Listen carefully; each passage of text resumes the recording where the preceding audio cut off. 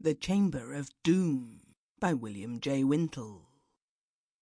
Glamis Castle was the ancestral home of Lord Glamis, who could boast that he was descended from 100 earls, and from the kings of both England and Scotland.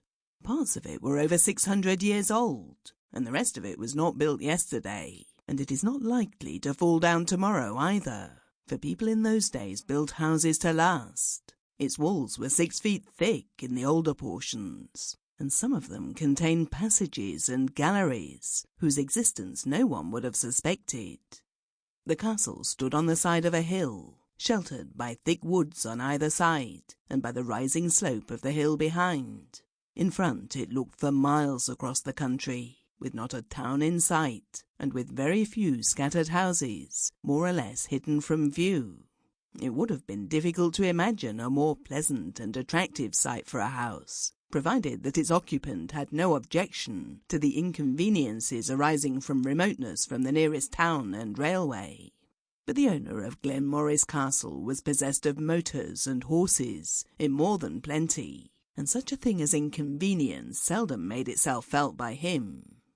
The interior of the castle was pretty much what might have been expected. What may be called the more ornamental parts, as contrasted with the useful ones, had been preserved, or skilfully restored, to their original appearance in the days of old. But the living rooms had been modernized to the most up-to-date fashion, so it was a little difficult for the visitor to realize that he was in a very ancient and historic house.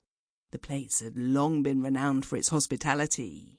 People were always coming and going when the family were at home, especially in the days of the late Lord Glamis, who dearly loved to find himself surrounded by his friends. One of his chief hobbies was to take people over the vast place and exhibit its various points of interest. Indeed, some of his family thought that he overdid the thing, and they complained that the home of their ancestors was being converted into a kind of semi-private hotel.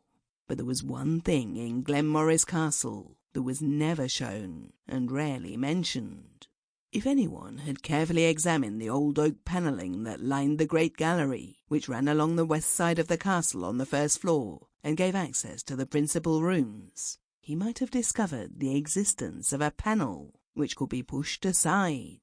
But the chances are that he would have made no such discovery, for the panel was hidden by a very large piece of furniture, and even if this had been removed, there was nothing to distinguish the panel from the others.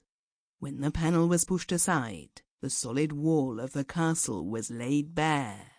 At this particular point... Sample complete. Ready to continue?